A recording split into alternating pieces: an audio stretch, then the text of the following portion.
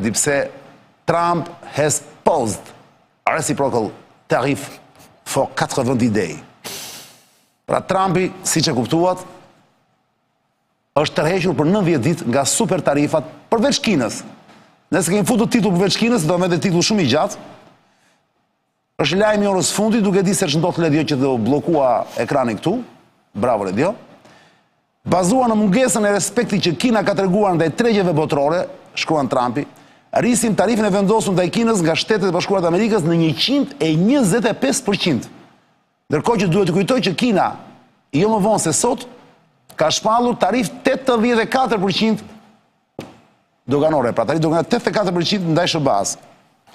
Duke si lojë shumë interesante kjo, ende s'ka filluar vuajtjet, bursa direkt pas lajmit ndërkohë që Trumpi ka bezulluar për 90 ditë super tarifat me pothuajse të gjitha vendet e tjera përveç Kinës, ka bërë që tregjet të rriten. Sebastian pa humbur kohë, çfarë po ndodh, si mund të them me fjalë të thjeshta, shqiptarëve na shohin në këto momente nga gjithandej dhe për ta kuptuar, se kjo është një histori për të ndërlikuar, është histori shifrash, histori tarifash e tjerë, dhe shumë pak njerëz harin ta lexojnë. Çfarë po ndodh Sebastian? Ç'është kjo histori? Ndërkohë, Sebastian para se të jap fjalën, kjo është për informacion për njerëzit më shumë. Unë do lexoj tani pikërisht lajmin e Donald Trumpit. Ja ku është. Lajmi Donald Trumpit. Po lexoj direkt nga celulari im, sepse e kam shumë larg ekranin. Bazuar në mungesën, po këtë që lexova deri tani. Një 125 fuqi me njerë. Në një moment shpresojmë se në të ardhmen e afërt, thot Trumpi, Kina do të kuptojë se ditët e shqyerjes së SBA-s dhe vendeve të tjera nuk janë më të qëndrueshme apo të pranueshme. Anasjelltas dhe bazuar në faktin se më shumë se 75 vende kanë thirrur përfaqësues të Shtetet Bashkuara, duke përfshirë Departamentin e Tregtisë, Thesarin dhe USTR-n, ç'është USTR-ja? Ecë më vesh, për të negociuar një zgjidhje për temat që po diskutohen në lidhje me tregtinë, barrierat tregtare, tarifat, manipulimin e valutave dhe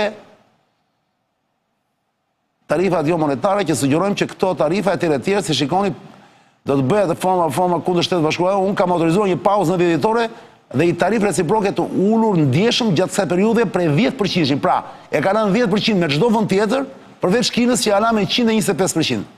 Gjithashtu do të hyjnë fuqi me njerë, thot. Faleminderit për vëmendjen tuaj për këtë çështje.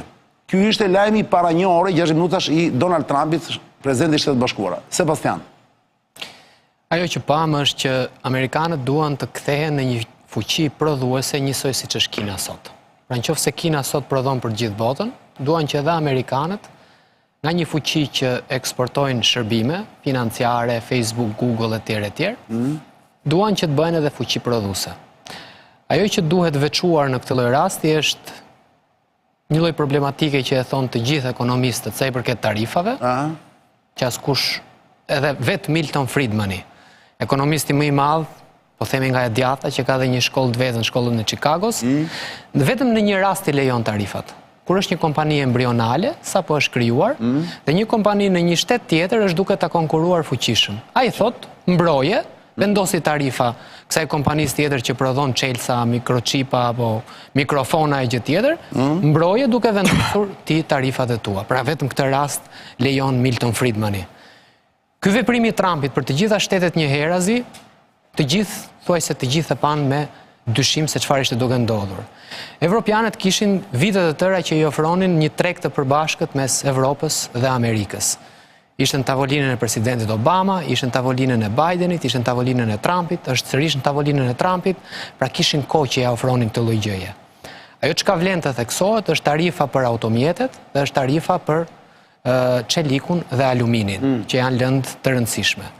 Për automjetet, shohim që Amerikanët nga rreth ato miliona automjete që blejnë në vendin e tyre, gjysma e këtyre automjeteve janë automjete që blihen jashtë. Fordi ka pjesë që prodhohen në Kanada, pjesë që prodhohen në Meksik, ndërkohë që presidenti thot, sillini fabrikat t'i bëni këtu.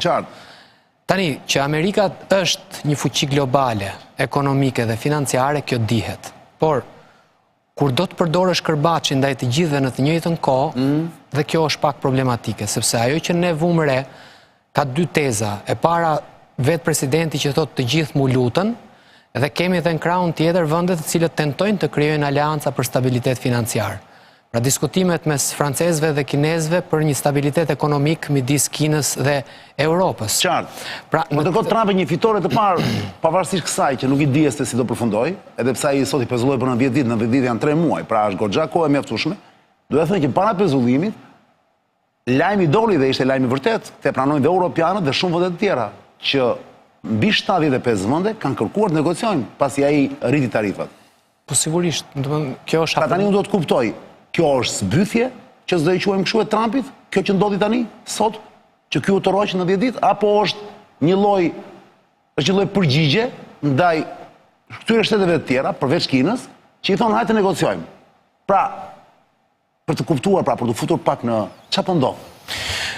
Duhet për mendimin tim. U toroq sepse e ndjeu që ka bërë gabim dhe s'mund sillet shumë me të gjithë. Apo u toroq për të lënë kokë këtyre vendeve dhe vetes që të negociojnë vëlla. Ka 2 apo 3 mënyra për ta parë. E para fare një herë, tregjet e aksioneve ranë shumë. Duke rënë tregjet e aksioneve për ara bursa. Qartë. Duke rënë bursa, ata të cilët ishin milionera u bën miliardera sot.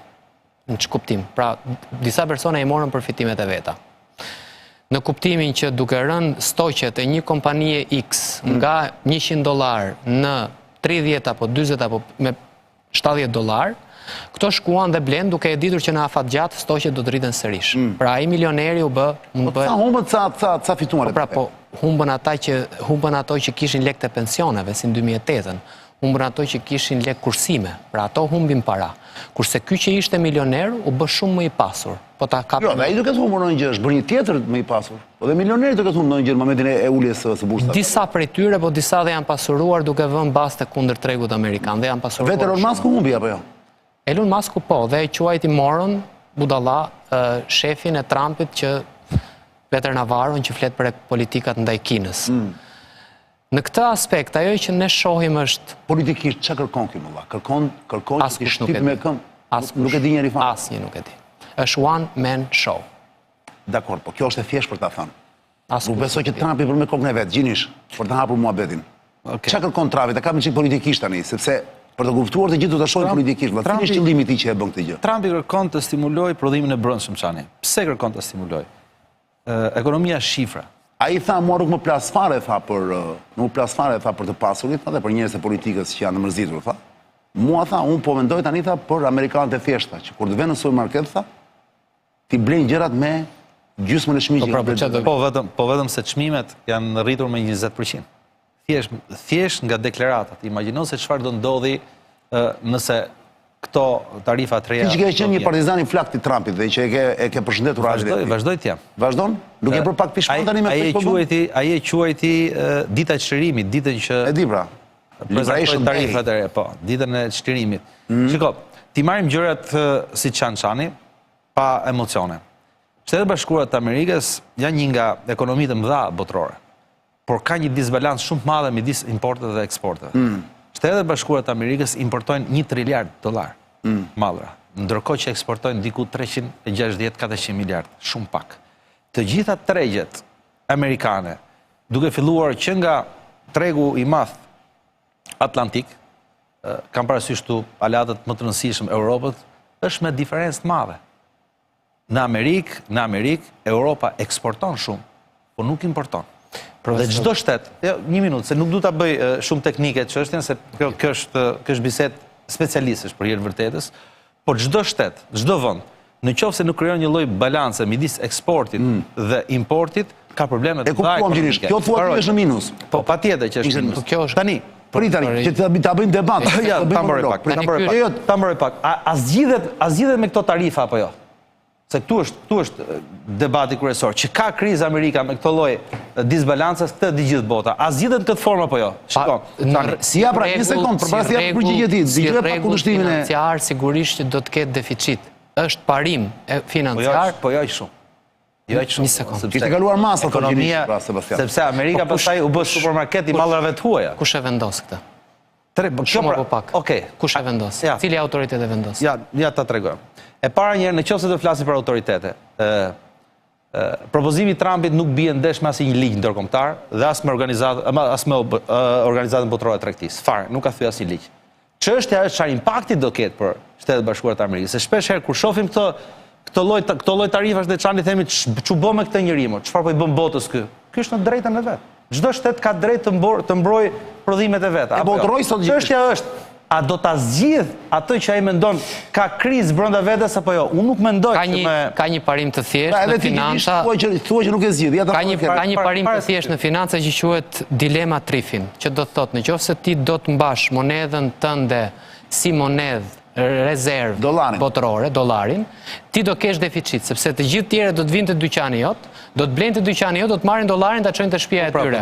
Deficiti duhet të jetë kontrolluar. Kjo është shumë e madh. Tani që të kontrollosh të deficitin, kontrollosh buxhetin.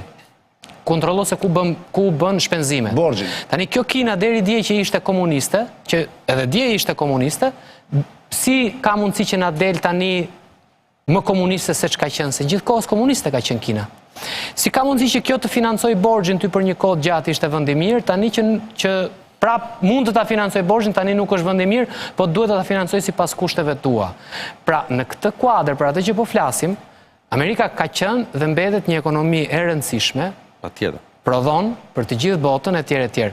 Tani çfarë do prodhoj Amerika? Sa pllake për të gjithë botën? Apo do prodhoj atlete për gjithë botën? Do ja marrin Vietnamit kompaninë dhe do e çojmë kompaninë në Amerikë. Por ne kemi përgjigjen ndërkohë. A mund ta se kjo është logjika tani. Jo ta vazhdojmë jo. A mund ta këmbejmë debatin? Debatin. Atëherë. Nëse si ishte ajo, do prodhoj sa pllake për gjithë botën. Pse kjo i bie tani? Do marrim tani, do fusim punëtorët në punë. Dakor. Tani ti je për robotik, ti prodhon mikrochipa, ti prodhon makina me elektrike, ti prodhon këtë. Do prodhojmë thotë edhe brek për ushtarët. Ta mbarojmë pak. Nuk është logjik. Amerika ka pafundësisht produkte të cilat nuk i prodhon fare brenda vetes. Dhe kjo është normale. Në çdo shtet ka importe pa diskutueshme. Çështja është që ekonomia globale sot është ndërlidhur shumë me njëra tjetrën. Sot për shembull, edhe makina, tregu i makinave në Amerikë, nuk është që të gjitha pajisjet prodhohen në Shtetet Bashkuara të Amerikës. Po ashtu edhe Kina, po ashtu edhe Tajvani, po ashtu edhe Gjermania. Domethënë është ndërlidhur. Nuk ka asnjë produkt pavarësisht se ka patentën e vet. Jo çdo gjë e prodhon vet. Kështu që ekonomia, dhe ky është problemi i madh i këtyre tarifave, se ti më vendos tarif mua, po dhe unë vendos ty, të dy humbim faktikisht. Po ti e nisë betejën. Pse e nisë betejën? Jo, ta mbaroj pak. Po e nisë ti. Po. Ne deri tani tham mos nis luftë. Ta mbaroj pak. I than gjermanët, i than francezët, i than kinezët, mos nis luftë. Kjo është luftë tregtare. Ulemi dhe diskutojmë. Tani pse nis luftë? Të kemi thënë ne si evropian, duam të kemi një treg të përbashkët transatlantik. A t'jap një përgjigje? Dhe këtu mbyllet, se nuk na intereson shumë. Mbyllet ky debat, ose vazhdojmë pa një pyetje tjetër. Jo, jepi përgjigje. Po thoya këtë, pse po na vendos tarifa? Faktikisht ke drejt. Domethënë Trumpi e ka përmbysur komplet politikën financiare me këtë që ka bërë, sepse deri tani politika e Shtetit Bashkuar të Amerikës dhe Europës ishte reduktimi i tarifave, heqja e tarifave. Problemi është që me këtë heqje të tarifave fituan tregje më të mëdha se Amerika, po tregon realiteti. Kina ka pushtuar gjithë botën. Atëherë, një minut. Po jam më i aftë. Po pra, ai këto po mundohet bëj. Këto që jam më të aftë se ky po mundohet të ngrej një kufi, një barrierë, duke menduar që kështu do krijojë më shumë hapësirë ekonomisti për të forcuar dhe që të filloj konkurroj. Si aleati jo të çfarë kam? Unë si aleati jo të çfarë kam? Nuk është problem, çfarë ke? Po çfarë kam unë si aleati jot? Unë jam britanik, unë jam francez, jemi aleatë. Jo, unë jam kinez. Me Kinën ky ka problemet e vet. Tani unë si aleat, çfarë kam? Unë jam aleat.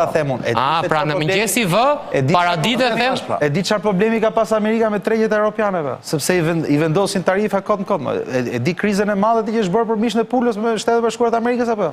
E tjerë pafund, me tregun e bananëve ku ta diun çfarë. Domethënë, nga njëra anë ne flasim për tregje liberale, nga ana tjetër aplikojmë se nuk bëhet fjalë vetëm për këtë tarifa doganore, ka tarifa tjera pafund, ka tarifa ndryshe për lëndët e fare, ka tarifa ndryshe për lëndët e konsumit. Kjo që i thanë britanikët dhe evropianët, që i thanë që ti sjell Facebookun, ti sjell Googlein, të gjitha shërbimet digjitale i sjell këtu, po këto nuk i quan? Që i çon fitimet në SBA? Patjetër. Të vazhdojmë debat, sjell shumë më pak se sa merr. Legjo përgati titullin tjetër. Jo, nuk është e thjeshtë. Tash nuk është e thjeshtë. Fakti që i potërritet nuk është e thjeshtë. Një sekond, të vazhdoj ky debat. Po plasim titullin tjetër dhe më një pas titullit le të fusim një video. Plasë le di.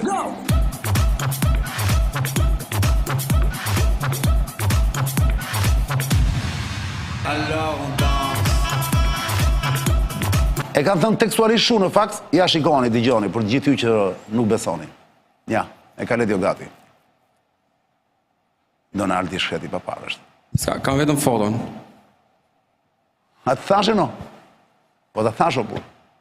Se nuk e kam mëndjen a i, se e di unë shumë mirë. Kam vetëm foton, no? E ke video në plak, e ke atje. E ke të zëlëja. Po s'ka gjë, do të gjesh, shikoj atje se të ka nisur. Është të zëlëja video. Ja i bindu ju dita njësi si mjeshtër që je dhe marrësh dhe përpunosh, me njerë dhe babam do e plasësh. Se e ke gati. Ja po e shof tani. Je i paparë. Shtetet po më lëpin bën thot për marrëveshje. Është vërtet, e tha dje. Po ju vazhdoni ndërkohë debatin që kishte, se ky është me debat. që nuk është Marsidi, po e them me një gjë nga antikiteti, për ta lidh pak me antikitetin. Jepi. Një nga njerëzit mund t'i ndajmë kur themi konservator dhe liberal, unë mendoj se kemi njerëz të cilët janë të matur dhe njerëz të cilët janë disi më energjik dhe më të vrullshëm. Në këtë rast, kush ishin këto të vrullshmit? Tani, një nga personat interesant të antikitetit, po marim grekët, helenët, është Perikliu. Ishte burr i matur, shumë burr i matur. Spartanët kishin bërë një lidhje që quhej lidhja e Peloponezit dhe ishin rende oligarkike, pra qytet-shtete ku kishin një burr të fortë i cili i vendoste të gjitha gjërat. Athinjotët kishin bërë atë që quhej lidhja demokratike, disa qytet-shtete ku mblidheshin disa burra në një kuvend edhe diskutonin për çështje të ndryshme të qytet-shtetit. Të dy palët do shkonin luftë me njëra tjetrën. Ajo që ndodhi është se një ditë të bukur kur spartanët i çuan një letër athinjotëve dhe i thanë që këto taksa, këto gjëra, këto troje, këto ullinje etj. Do t'i marrim ne sepse ne kemi ushtrim më të fortë toksore. Folën, u mblodhën rreth 10.000 burra në Akropoli dhe filluan diskutimet. Ishin skifterët dhe plumbat. Skifterët donin luftë, pra të shkojmë, bëjmë luftë të drejt për drejt, plumbat donin paqe. Po dhe lufta dhe paqja ishte shumë problematike. Me paqe do të thoje që i nënshtroheshe, me luftë do të thoje që do kishe humbje shumë dha dhe në tokë nuk i luftoje do të Spartanët. Perikliu ishte burr i matur. Perikliu kemi njerëz që nuk e dinë. Perikliu është udhëheqës helen grek rreth 2000 vjet më përpara, nga viti 400 para lindjes Krishtit, i cili drejtoi Athinën për një kohë gjatë dhe pati një periudhë lulëzimi. E drejtoi me maturi dhe në çaste kur kishte me të vërtet probleme të mëdha në qytet, ky ishte një burr i cili dinte se si strategjinë ta bënte sa më të argumentueshme dhe thoshte shpesh herë, Athinaja erdhi mbrëm për të më parë. Athinaja ishte dia, perëndesha, dia. E dihet, po. Dhe Perikliu i tha një gjë shumë të thjeshtë. Durim, tha, dhe maturi, tha. Situata, tha, është e rrezikshme. Mirë. Çfarë ndodhi në këtë mes për ta përballur? Jo se mbylli parantezën tani, bëri parantezë. Çfarë ndodhi? Kina dhe SBA-ja, nëse vepron me një gjuhë të fortë, nëse vepron me tarifa për të gjithë, nëse vepron sikur je me të vërtet në rrezik, çështja është që edhe të tjerë do të perceptojnë që ti je në rrezik. De facto SBA-t nuk është se janë në këtë lloj rreziku. Perceptimi që kërkon të ngresh sikur nesër merr fund bota nëse kjo nuk bëhet, lë pasoja për ty dhe për aleatët e tu. Se është ajo që tash pak më herët. Dakord, ti e ke problemin me këtë, po me mua që problem ke, që jam aleati jot. Si tha i lushnjari, tha, mirë ti, tha, po kapojt e tu, tha, që më duen mua. Nga Perikliu, se lushnjari ishe shumë burë kjo. Se i prishnin punë kapojt. Ky kapërcimi ishe fenomenal. Prandaj, për ta thënë në këtë lloj forme. Mirë. E gjithë filozofia jote ishte paqja për lufta. Kurse unë do të them një shprehje tjetër. Midis paqes dhe drejtës zgjidhet gjithmonë e drejta, jo paqja. Se jo çdo paqe sjell drejtësi. Ai po mundohet të kthejë drejtësinë në Shtetet Bashkuara të Amerikës. Po ndoshta ka tjetër rrugë të duhur. Dhe për këtë arsye po mundohet, është i detyruar të prish paqen. Fakti që ka vendosur tarifa ndaj aleatëve nuk i ka shpallur armiq aleat. Por çfarë aleatësh flasin? Për Europën. Ai ka shpall tarifa për gjithë botën. Dhe ideja e Trumpit është kjo. Moto e fushatës. Amerika e para, pastaj tjera. Dhe në optikën e tij Amerika nuk është më e para, ose rrezikon të mos jetë më e para. Prandaj po ndërmor këto masa. Ka që tjetër është historia. A ka fituar gjë Trumpi apo ka fituar gjë Kina? Të gjitha tregjet ju e thatë edhe vetë. problemi i madh i këtyre tarifave nuk janë thjesht se si do komportohet eksporti dhe importi, po janë ndikimin finansat, tregu financiar është i pari që u trondit, ndërkohë që ato nuk kanë filluar akoma. Çështja është ai po përpiqet të dalë nga kjo situatë që ka trashëguar. A do të arrijë apo jo, do ta shohim. Fakti që mori 90 ditë kohë, do të thotë që po jep edhe vetes, edhe aleatëve një mundësi për të rishikuar marrëdhëniet ekonomike. Të shpjegoj, të bëj. Kjo nuk do të thotë që kam një pyetje. Kjo nuk do të thotë që zbyth totalisht se po përdor me fjalën. Kam një pyetje. Atëherë, për ta marrë këtë që thotë Deçani. Sa më shkurt lutem. Në qoftë se thua që sot do t'i vendos 25% tarifa, del në drek thua do ja vendos 34, pastaj thua do t'ja vendos 84, pastaj të nesërmen thua 125. Kjo tregon strategji apo tregon që nuk ke strategji sipas jush? Dhe pyetja është, ore, kush janë këshilltarët e këtij njeriu, më dha? Kush e këshillon Trumpin apo? Strategji, kjo është komplet strategji për mendimin tim, domethënë, sepse strategji është që ti të orientohesh. Që unë s'po kuptoj çfarë do të bëj, do të vej 20, 30, 40, edhe kjo është strategji. I ka lënë gjithë me gojë hapur në fakt. Është kjo është strategji vetë. Nuk është e thonë domethënë që ta vrasësh zogu me goditën e parë. Do edhe të orientore një herë. Ajo që është e rëndësishme mendoj unë Sebastian është kjo që ne kemi hyrë në një epokë treçan. Ky po godet globalizmin. E ka thënë që në fillim të herës. Nuk ka tregje. Po kjo tregja pra përveç Kinës, kjo tregja që ne kishim pak më parë dhe që vazhdon në një debat në fakt. Mosdoshta është thjesht zbythje më burrë, kanë kuptuar që kanë bërë gabim. Jo. Tarifat do ndryshojnë patjetër. A do qëndroj Trumpi në tarifat që bëri publike javën e shkuar apo jo, këtë do ta shohim dhe nuk mendoj që do jenë ato tarifa. Do ketë gjëra që do lëvizin. Po nuk do qëndrojnë në tarifat e kohës së Biden. Mosdoshta pyetja ime tani naive është kjo. Mosdoshta kur dikush do të vras dikë dhe nuk e vret dot, sepse bie në sy për keq. Dakor gjinish? Mosdoshta bën këtë teknikën tjetër. Pra në vend ta vrasi me një rovole, prit ose me sniper, jo, i fut automatikun dhe vret bashkë me të dhe gjithë dynjan. Pra kemi futur elefantin në dyqanin e qelqyrinës. Bravo. Pra elefantin në dyqanin e qelqyrinës. Pra për të vrarë Kinën ai vlla, bëri sikur na vrau të gjithëve na. E fut te Shqipërinë në këtu, po është qesharake në fakt. Bëri sikur vrau gjithë dynjan. 70 bilion e kemi në eksportin. Po nuk ka rëndësi. Po jo, pyetja është kjo më gjinish, Sebastian. Mosdoshta me këtë, kjo është strategjia pra që mos duke sikur ai sa erdhi në pushtet gjëja e parë që bëni çon Kinës 125. Ai e ka thënë që e kam me Kinën. Pyetja është, ore çka ke me aleatët? Se ti e ke thënë që në fillim, por e ke thënë në 94, në 95. Dhe evropianët gjithmonë i kanë thënë, hajde të bëjmë një marrëveshje. I kanë thënë Obamës, i kanë thënë Bidenit, i kanë thënë Kamalës, i kanë thënë Trumpit parë, i thonë Trumpit të dytë. Ne jemi të gatshëm për një marrëveshje për treg të përbashkët transatlantik. Tani çështja është, kur ti thua që në fillim unë e kam me këtë. Po pse i bie kështu? Sebastian, të lutem tash. Shtetet e Bashkuara të Amerikës kanë një kapitalizëm të fortë. Nuk subvencionon shteti prodhimin Shtetet e Bashkuara të Amerikës. Ndërsa në Europë subvencionohet prodhimi, subvencionohet. Dhe ky është problemi i barrierave. Europa nxjerr me kosto më të ulës për shkak të subvencioneve që merr nga shteti. Dhe kaq është. Kush e thotë? Kjo është politika ekonomike e Europës, por ka subvencionime në bujqësi, në gjithë degët e ekonomisë. Europa jep subvencionime. Shtetet e Bashkuara të Amerikës nuk bëjnë. Pse fakti që ky jep kontrata shtetërore Boeingut, ky nuk është subvencion shtetëror, ç'është? Subvencion do thotë japësh kosto direkt prodhues. Ti që ke Airbusin që i thua kështu dhe ti e subvencionon me shtet, kurse Boeingun nuk e subvencionon me shtet, po jap ca kontrata shtetërore që të ndërtojë ca gjëra për ushtrinë dhe të bëhet kompani e madhe. Subvencion bën Kina. Po ti thuash dhe Evropës subvencion bën Kina.